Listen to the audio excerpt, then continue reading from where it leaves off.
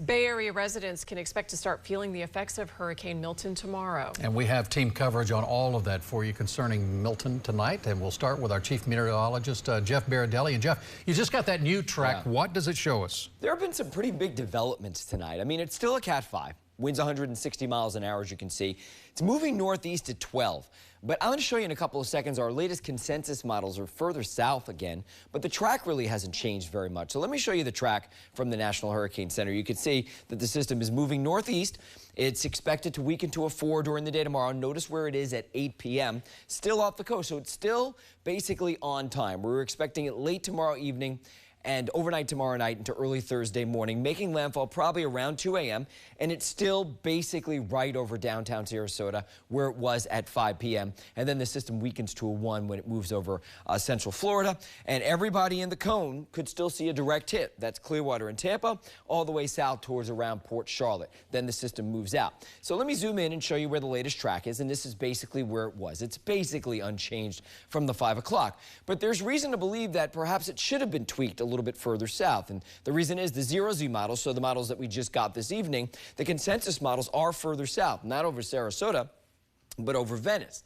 So the question really is does the National Hurricane Center have some kind of information that would say it should stay over Sarasota? It could very well just be that they're being very cautious because if they change the track that far south this early, folks may try to stay in evacuation zones where they shouldn't. But nevertheless, it's too close to call at the moment. I want to show you what's been happening today. Notice these wobbles have taken it further and further south. Now, it should have made a turn about here, which would have taken it up in that direction towards Tampa. But instead, it waited a few hours to make the turn. It's finally making that turn right now. And as you can see, and you can, by the way, check out the wobble tracker on WFLA.com right now live, and you can track it for yourself. So what I did was I extrapolated the movement over the past 3 hours. And let me show you where it ends up with extrapolation. And keep in mind, things don't generally move in the same direction. But you can see if you extrapolate it, it heads exactly towards Venice. But it doesn't account for any turns or wobbles. And we do think at some point the system is going to stop going northeast and for a couple of hours at least gain a little more latitude and move to the north, which is likely why the National Hurricane Center keeps the forecast track over Sarasota. But it's conceivable the next time, 5 a.m. tomorrow morning, they could move it a little further south. We'll see what happens there.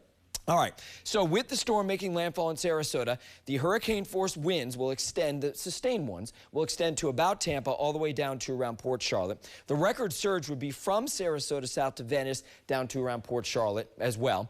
And as you can see, the strongest wind gusts will extend inland pretty far because it's a strong storm. And these will be destructive winds, but they're not going to mow down your house.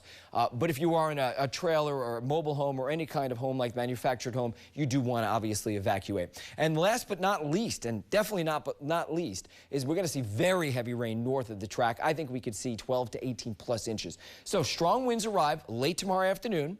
Hurricane force winds between 10 p.m. and 5 a.m. along the coast, 110 miles an hour, inland around 90 miles an hour. And lastly, about 10 to 18 inches of rain north of the track and 10 to 15 feet of surge to the south of the track. All right, I want to bring in meteorologist Rebecca Barry to talk more about this. We've seen some interesting shifts, but our in-house computer model doesn't show that, and we just got the latest information from that. Exactly. And so a lot of times when we look at different forecast models, they perform differently. They handle things, different things better. And so we're always looking at all the different forecast models saying, well, this one might be favoring the way to the thunderstorms. But this model in general does a great job with timing and does a great job with even lopsided storms like this one. And so I wanted to point out that by 2 tomorrow afternoon in our coastal counties, we're getting downpours, a deluge, especially in Pasco County, parts of Pinellas and Hillsborough County. It's going to rain there for several hours just based on the way the rain bands move through. By 5 o'clock, and so this forecast is sped up just a little bit, and it's ahead of the National Hurricane Center's forecast as well. By 5 o'clock, we're starting to see the eye wall bands making their way onshore, and so the heavier winds as well. By 8 p.m., we're looking at the eye over the bay, and so this is north of the National Hurricane Center track as well. The National Hurricane Center track is, the center of the track is closer to Sarasota, but keep in mind the track is for the entire cone, so the center could be anywhere within the cone. That's why they're being so cautious